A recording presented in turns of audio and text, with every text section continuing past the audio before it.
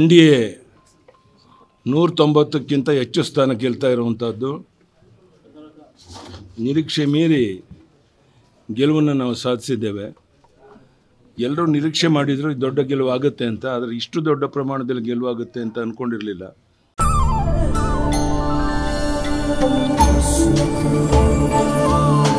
Mysuru sandal ಸಾಬೂನು ಪ್ರಕೃತಿಯಷ್ಟೇ ತಾಜಾ ಮತ್ತು ಪರಿಶುದ್ಧ.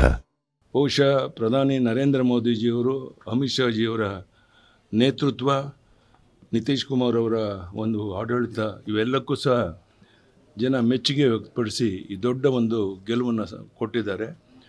ಅದಕ್ಕಾಗಿ ನಾನು ಬಿಹಾರ್ ಜನತೆಗೆ ನಾನು ಅಭಿನಂದನೆಯನ್ನು ಸಲ್ಲಿಸ್ತೇನೆ. ಬಹುಶಃ ಕಾಂಗ್ರೆಸ್ ದಯನೀಯ ಸೋಲನ್ನು ಅನುಭವಿಸಿರುವಂಥದ್ದು ರಾಹುಲ್ ಗಾಂಧಿಯವರ ನೇತೃತ್ವವನ್ನು ಜನ ಒಪ್ಪಿಲ್ಲ ಅನ್ನುವಂಥದ್ದು ಇದರಿಂದ ಸಾಬೀತಾಗಿದೆ. ಇದೆಲ್ಲದರ ಪರಿಣಾಮ ಬರುವಂಥ ದಿವಸಗಳಲ್ಲಿ ಭಾರತೀಯ ಜನತಾ ಪಾರ್ಟಿ ಎಲ್ಲ ಕ್ಷೇತ್ರಗಳಲ್ಲೂ ದೊಡ್ಡ ಸಾಧನೆಯನ್ನು ಮಾಡೋರಿದೆ. ಕರ್ನಾಟಕದಲ್ಲೂ ಸಹ ಇದೇ ರೀತಿಯ ಒಂದು ಗೆಲುವನ್ನು ಸಾಧಿಸಬೇಕು ಅಂಥೇಳಿ ಈಗಲಿಂದಲೇ ಪ್ರಯತ್ನ ಮಾಡ್ತಾ ಇದ್ದೇವೆ. ನೋಡೋಣ ಏನಾಗುತ್ತೆ ಅಂತ. ನಮ್ಮ ಪ್ರಯತ್ನ ನಾವು ಮುಂದುವರಿಸ್ತಾ ಇದ್ದೀವಿ. ಅವರ prime minister and also Amit Shah they will take appropriate ಅವ್ರು ಏನು ಡಿಸಿಷನ್ ತೊಗೊಳ್ತಾರೆ ಅದು ಫೈನಲ್. ನಾನು ಆ ಮಧ್ಯೆ ಪ್ರವೇಶ ಮಾಡೋಕ್ಕೆ ಇಷ್ಟಪಡೋದು.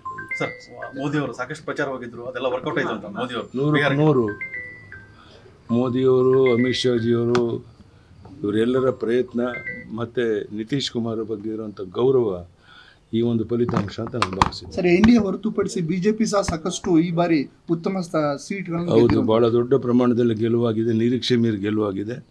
ಅದಕ್ಕಾಗಿ ಬಿಹಾರ್ ಜನತೆಗೆ ಅಭಿನಂದನೆಯನ್ನು ಸಲ್ಲಿಸ್ತೇನೆ.